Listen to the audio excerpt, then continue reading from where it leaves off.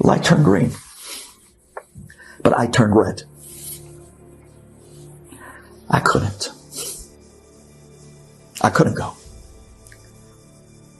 I pulled off to the service lane on Ocean Parkway in V. And I got out of my Toyota Camry. And I walked up to this group of 30, 40 kids, whatever it was. And I looked around, and the boys and the girls were like all over the place. And they teach you in the martial arts that the moment you approach a group, you got to size up the situation really fast and find out who's the leader. You always take out the leader first. Always. Figure out who the leader is and hit him first. And hit him hard. And hit him first. Very quickly, it was easy for me to see amongst a group of these 40 kids which boy or two were the two leaders of the whole parade, the whole gang. The one that was in the middle of everything. Very quickly, I moved in on these two guys. And I started to schmooze them up. And we started laughing like hyenas. And we started joking together, and oh my gosh, and the Yankees, and that year was the Islanders, and we were going back and forth, and I'm asking were they part of a league, and then after that we started talking about a little chitter-chatter, and in those days, Nintendo was still wow, I'm talking about ancient times, right? And we start talking about all types of crazy home games, and as I'm talking, I put my arm around one of the kids, and I start moving towards the left. And as I'm moving with him towards the left, the whole crowd shifts towards the left. And then we shift towards the right. And then we shift towards the left. And little by little, the crowd is stepping up. And the girls are uncomfortable. There's a rabbi here. So they take a few steps back. The boy takes a few steps forward. Within 5 to 10 minutes, there was a visual, invisible mechitza between the group of boys, the group of girls, and it was there that I met, guys, huddle, oh, yeah, ha, everyone puts it in around, come on, guys, we start dancing. I don't even know where, I don't know to what, nor do I know why, but after we took this little dance together, and the girls were like,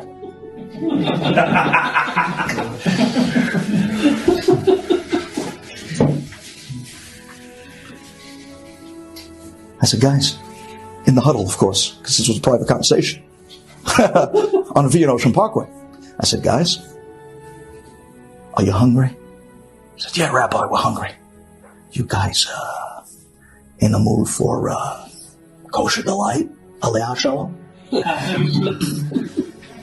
I said, yeah. I said, on me. Let's go. You hungry? Yeah, let's go. Don't worry, it's on me. One swipe of Amex and it's all over. Come on, let's do this like men. You serious? Yeah. I'm telling you, it looked like Ringling Brothers and Barnum Bailey Circus. I was able to fit close to 20 boys. Adayom, I was a nest. It was like one of those nests in the Bet HaMikdash, it was like, I don't know how we fit 20 guys with me in a Toyota Camry. And we didn't even use the trunk. That was wild. And I screeched off, and the girls were like,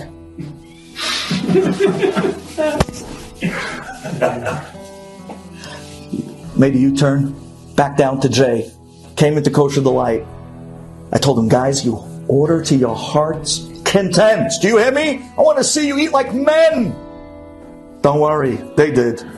They ordered up, wow. These boys, man, you never expect a 14-year-old to be able to do damage what these kids did. Unbelievable. I thought I was making a bar mitzvah. I looked at the bill at the end. It was unbelievable. They knocked out the food that night. We took it upstairs. You guys remember upstairs? It was the best chill spot in Brooklyn. In those years, I'm saying. It was the best spot. We went upstairs, Kosher Delight, Aliyah Shalom, rest in peace. And we were up there on the tables. And we were laughing and singing and schmoozing and pounding the food like nobody's business. And after about half hour, I said, guys, you want to hear something cool? I told them something cute on the parasha, something small. I said, yeah, that's not bad. Rabbi, could we do this again next week? I'm looking at the bill. He wants to do this next week. I looked at him and said, yeah, sure. What night are you guys available? So we can do Tuesday night. Tuesday night it is. Where are we meeting? Where are we meeting? I said, I don't know, Rabbi. Where do you want to meet? I said, we'll meet out the corner of S and East 9th. We'll meet at Har Lebanon. I happen to work there. You know, I gather papers and stuff there. I happen to work there. I'll meet you there next week, Tuesday night. You guys down? Yeah. So, but next week, we'll go out to Kosher Light and bring the food in. No problem. Next week, every single kid showed up. On time!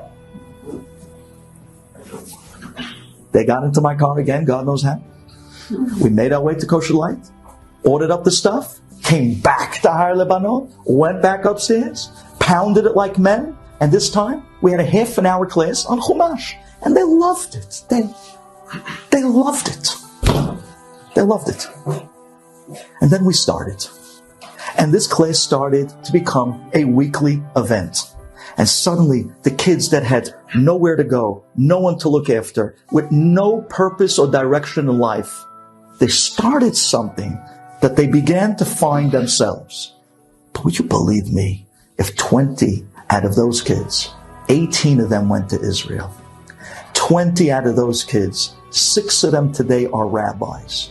20 out of those kids, 10 of them today are the pillars of a shul that we built, that today is enhancing families, putting kids into yeshivot, and growing out this favor to so many more guys in our wonderful community. And it started with a light that turned green, but a heart that said, I can't.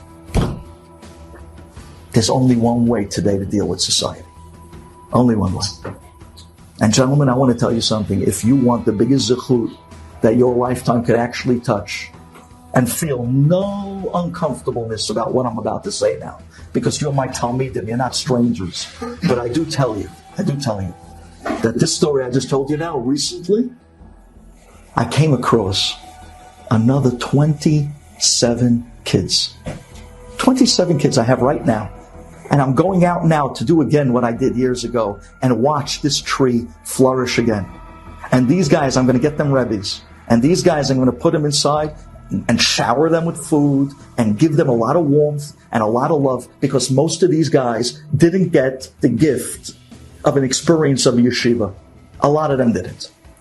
And to add pain to pain, inside the society we're in, with all the struggles and all the issues we got, and these kids were told by people over the years that they'll never amount to be anything, and they'll never come out to be anything worthwhile, and that they're losers, and their lives aren't going anywhere. So not only didn't they get a good experience, but in the opposite vein, people told these guys they have no shot at life. Does that sound familiar to anybody? Did anyone ever tell you that nothing is going to come amount of you anything worthwhile? And every time you see that guy in the street, you want to show him how dead wrong they were? I have right now, I have 20 plus some odd of these very kids, and I am not going to sit back and let society sweep them away. I'm not going to wait until the damage is done, because they're still good, they're still pure. I'm not going to sit back and wait for the Rabbi Duvi phone calls of a mother crying saying, my son is engaged to a girl from Starbucks. I'm not letting that happen here. We're going to get these guys Rebbes one way or another. But I want these guys. Do you want these guys to survive? You know what they're going through because you've been there. You know what it means to be told that you're not going anywhere in life, because you might have heard it once upon a time. And these guys are dealing with it right now. We're going to get them Rebbes. We're going to bring them in. We're going to shower them food. We're going to give them a lot of love. And these guys are going to be the pillars of an up-and-coming generation. And they're going to have kids and grandkids, and it could be in your zechut. It costs me about $1,000 a month for a Rebbe to work with some of these guys. And I break them out. You know the system. I break them out into groups. And then after that, the food and so on and so forth. If anybody wants to help me and throw me a month, and I can put these guys back on a track that they can have a life to live for and give them a purpose in a society that's very difficult to survive in, there's nothing greater. And Hashem will never forget what you did for His kids.